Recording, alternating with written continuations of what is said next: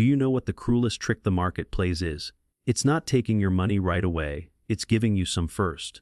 Imagine holding a fragile, single $100 bill. It feels insignificant, a paper boat setting sail on a vast, unpredictable ocean. This bill is the first ticket countless aspiring traders buy, dreaming of doubling, tripling, and quitting their jobs to live off their charts. But the minute they taste that first win, their guard drops, their ego inflates, and the market delivers its real education. That fragile boat capsizes, torn apart by the waves of greed and fear, leaving them gasping in disbelief. How could such a small piece of paper lead to such deep financial water? Welcome to trading, where we strip away the illusions of the mental game behind every trade. This isn't financial advice, but hard-earned lessons from years in the markets. I lived that initial loss. My very first trading account was barely $100, and I burned through it faster than I ever imagined. It wasn't the market's cruelty, it was my lack of preparation. I sailed into the storm without a map, a compass, or any respect for the sea I'd chosen to cross.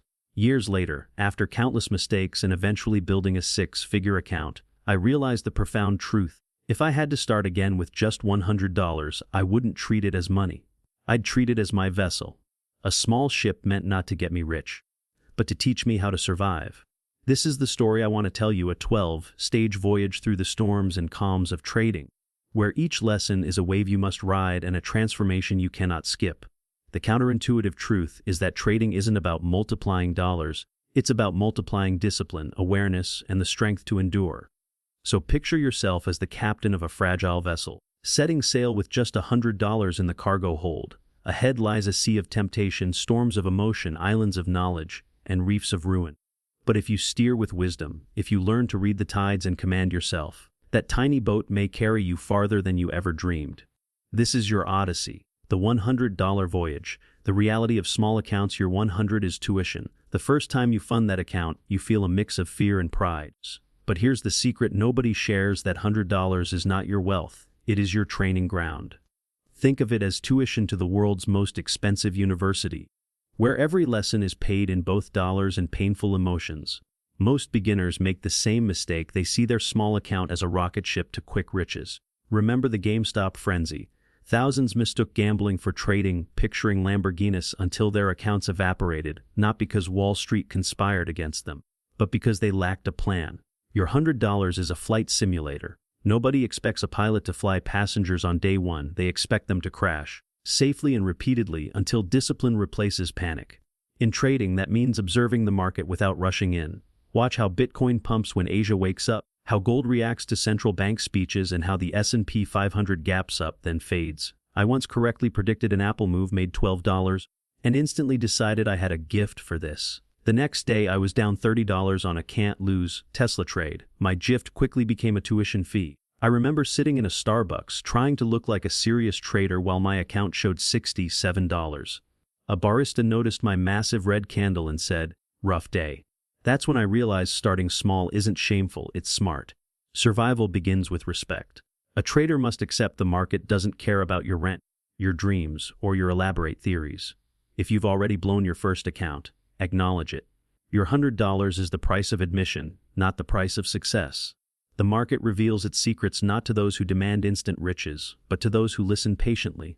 The sweet wind of first wins. The danger of ego. Every trader remembers their first winning streak. It feels like discovering fire. $10 becomes $25. You think, I knew it. I'm naturally good at this.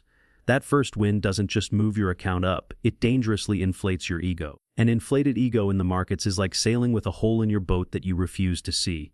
During the 2021 crypto boom, I watched a student turn $200 into 8,000 trading Dogecoin, calling himself the Doge Whisperer, and quitting his job.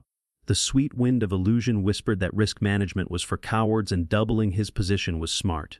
When Dogecoin crashed 48 hours later, he lost the 8,000 plus 5,000 he'd borrowed, certain the dip was temporary. I developed a similar profit syndrome. After a few lucky oil trades, I'd confidently predict market moves, screenshotting my wins and blaming manipulation when I was wrong. The market has seen millions of confident new traders before. Your confidence after 3 wins is simply seen as fresh meat. To resist this dangerous wind, you need an anchor. Write this down: my first wins are not proof of genius. They are proof of danger. When you mistake luck for skill, you stop learning, and when you stop learning, you start losing. Professional traders don't celebrate wins. They analyze them, asking, was it the strategy or the market? Was it repeatable or random? They treat wins with the same scrutiny as losses, knowing that the sweet wind of illusion has destroyed more careers than any bear market. The market is patient. It lets you win just enough to feel invincible. Then, when your guard is down and your position size is maxed, the storm arrives. The first storm, when reality hits, no trader ever forgets their first real loss. Not the small, laughable ones, but the one that makes you stare in disbelief, refreshing the page for a glitch. The loss that turns your confident smile into a sick feeling. The first storm takes your innocence. One moment you're riding high, the next your $100 account is down to 30 or worse, completely gone. 6 clicks, one over-leveraged trade, and the dream shatters. I'll never forget the night I entered a EUR/USD trade with textbook certainty. It moved against me instantly. Just a pullback, I told myself. Down $10. That'll reverse. Down 20. The market is wrong, not me. Down 40. By 3 a.m., I was Googling how to recover blown trading account, with tears in my eyes. But then I read a forum post from a trader who'd blown 17 accounts before becoming profitable, who wrote, "The market didn't beat you. Your emotions did." After my loss, my girlfriend compared my perfect setup to the Titanic. Sometimes outsiders see our delusions clearer than we do. The storm reveals your true character. Some quit, becoming bitter voices warning that trading is a scam. But the few who continue sit quietly with their failure, realizing the storm wasn't the enemy. Their own lack of preparation was. Professional traders often say you're not a real trader until you've blown at least one account. It's not a badge of honor, it's a recognition that your ego must be shattered before you can rebuild properly.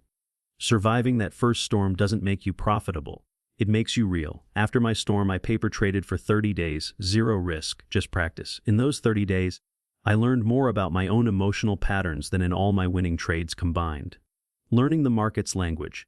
Price action and psychology. Every market whispers in its own dialect. Forex in pips, stocks in gaps, crypto in screams. But beneath these voices is a universal language, human behavior expressed through price. For 2 weeks, I forced myself to watch charts without trading. It felt like torture, but around day 10, I started seeing the market's living, breathing rhythm. I noticed the 9:30 a.m. Eastern stretch, the 3 p.m. institutional surge, and the Friday afternoon quiet. Forget the textbook. Each candlestick is a conversation.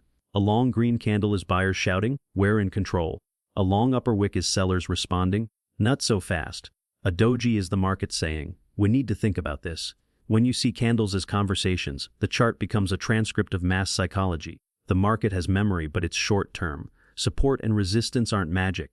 They are prices where enough traders have strong collective memories. I lost money here before. Or, I should have sold here last time. These memories create invisible walls until enough force breaks through and creates new ones. This isn't mystical, it's psychological. Traders remember pain and pleasure, and they act accordingly. Learning to read the market is like learning to read the weather. You don't need to predict when it will rain. You just need to recognize when the clouds are gathering and when to reef your sails. A hedge fund manager once told me, "I don't need to know where the market is going. I just need to know what I'll do when it gets there." That's fluency in the language of markets, not prophecy, but preparedness. Patching your psychology. Surviving the wreckage. When a storm cracks your confidence, you face a crossroads. Most quit. The few who continue discover that rebuilding after failure is far more valuable than succeeding without struggle. Survival requires a mindset shift from trying to predict the future to managing the present. After my blown account, I funded a new one with just $50, half the original stake. This was about proving I could follow rules when the stakes were so small that breaking them would only hurt my pride. My new approach was boring: risk $1 per trade, take a maximum of 2 trades per day, and stop trading after any loss, regardless of the next setup. I wrote everything down, especially the emotions, the urge to revenge trade, the voice whispering, "Just this once." I even adopted a rule: if I felt angry after a loss, I had to do 20 push-ups before opening another trade. Once, 60 push-ups later, I was too tired to revenge trade. My anger had turned into sore arms, and the push-ups saved my account. The most powerful lesson came from Navy SEAL training instructors: attack trainees underwater to create chaos. The only way to pass: stay calm, follow procedure, solve one problem at a time. Trading is the same test. The market tangles your analysis, but your survival depends not on fighting back, but on following procedure. The art of survival isn't sexy. Nobody posts screenshots of properly managed losses. But these invisible victories separate survivors from statistics. I started treating my $50 account like it was 50 million, calculating risk to the decimal point and writing trade plans as if regulators were watching. That insanity taught me discipline. Acknowledging your worst habits, moving stops, overtrading, revenge trading is the first step to defeating it. The journal mirror, your most honest coach. Every profitable trader I know kept a journal. Every trader who blew up their account didn't. This is causation, because without a written record, your mind becomes your enemy, rewriting history to protect your ego. When I started journaling, I thought it was a waste of time. But my first month's review revealed my memory was completely wrong. Trades I blamed on unusual market conditions were clearly my fault. Wins I attributed to skill were pure luck. The journal doesn't lie, your memory does. A true trading journal captures the story behind the numbers. What were you thinking? What were you feeling? What made you break your rules? What made you follow them? An actual entry of mine once concluded, "Go to sleep, idiot." That line taught me that I made 80% of my bad trades after midnight. I discovered I wasn't a bad trader. I was a tired trader. I even found I lost money every time it rained, because I'd trade out of boredom when stuck indoors. Now I don't trade during actual weather storms. Stupid, maybe. Profitable, absolutely. The journal becomes your reality check against hindsight bias, preventing you from fooling yourself after the outcome is known. A documented loss becomes data, not drama. It transforms from, "I'm an idiot who lost money," to "Interesting, this setup fails when volume is low. Let's adjust." This moment of truth with yourself is worth more than any indicator. Your journal becomes your personal trading coach, remembering every mistake so you don't repeat it, showing you who you really are versus who you think you are. The 30-trade trial. Forging discipline. The number that separates real traders from gamblers isn't profit or account size, it's 30 trades with consistent rules. 30 trades where discipline matters more than dollars. Why 30? Because luck runs out. 5 trades can look like genius, 10 trades can mask bad habits, but by 30, patterns emerge that can't hide, revealing if you're following a process or flying blind. When I committed to my first 30-trade challenge, the goal wasn't profit, it was process. Could I be boring for 30 trades? Could I resist the urge to go bigger or revenge trade? Trade number 7 almost broke me. Everything aligned, and my brain screamed to risk 5% instead of my 1% rule. I fought myself, entered my standard size, and the trade lost. Had I gone bigger, I would have broken my psychology. By trade 15, the routine became automatic. Check setup, calculate size, set stop loss, enter record. No drama, just execution. The market became mechanical, and that's exactly when I started making money. Trade 23 was the biggest test, 4 losses in a row. My account was down 8%. I wanted to increase size to make it back faster. Instead, I stopped trading for 3 days. I returned calm and centered for trade 24, and it won. By trade 30, I was break-even, but I'd won something more valuable: trust in myself. 30 trades teach you that your strategy probably works if you follow it, and it reveals your real risk tolerance, where your comfort zone ends and panic begins. The challenge separates those who talk about swimming from those who get in the water. Dreams become data, and hope becomes process. Livermore's Ghost, a cautionary tale. Jesse Livermore made and lost fortunes that would be worth billions today. He predicted the 1929 crash, shorted the market, and made $100 million, then lost it all multiple times. His story is about the eternal battle between brilliance and discipline. Livermore started with nothing but observation skills, turning $5 into thousands and getting banned from every bucket shop for winning too much. But every fortune he made, he lost, not because strategies failed, but because he abandoned his own rules when he felt invincible. He literally wrote a book on trading discipline, then broke every rule in it. The smartest trader of his generation couldn't control himself when emotions ran high. His most expensive mistake was trading on tips, abandoning his system built on independent analysis for gossip. Near the end, his journal entries reveal a painful truth. He felt like 2 different people: the disciplined analyst and the emotional gambler who did the opposite. Modern neuroscience proves him right. When stress hits, our ancient emotional brain takes over, which is why you can intellectually know revenge trading is stupid while simultaneously placing the trade. Every time I'm tempted to break my rules, I think about Livermore. His ghost whispers to every trader who thinks they're special enough to ignore discipline. The Turtle Wisdom. Proof that discipline wins. In 1983, Richard Dennis argued that great traders were taught, not born, and to prove it, he ran an ad seeking applicants with no experience. He chose 23 regular people, an actor, a security guard, an accountant, and gave them a simple system, a set of rules and capital. The turtles made Dennis over $100 million in 4 years, not through brilliant analysis, but through robotic adherence to rule as buy when price breaks the high, sell when it breaks the low, risk no more than 2% per trade. That was basically it. Curtis Faith, the most successful turtle, wrote about constantly wanting to improve the system, but the rules were non-negotiable. He followed and made millions. Yet, given the exact same rules, about a third of the turtles failed. Why? They couldn't follow the rules when it mattered. They'd skip trades after losses or exit early when profits looked too good to risk. This experiment proved that trading success isn't about finding the perfect strategy, it's about finding a good enough strategy and following it perfectly. The system was public, yet few replicated their success because the secret wasn't the strategy, it was the discipline. You don't need genius. You need rules simple enough to follow under pressure, and the character to follow them when it hurts. Ordinary people became millionaires not through complexities, but through consistency. Scaling without sinking, growing your account safely after 30 disciplined trades, the temptation to scale up is intense. This is where most traders self-destruct. I painfully learned this by quadrupling my position size immediately after my first challenge. Same rules, bigger numbers, and I gave back 2 months of gains in a week. The psychological weight of larger positions crushed my discipline.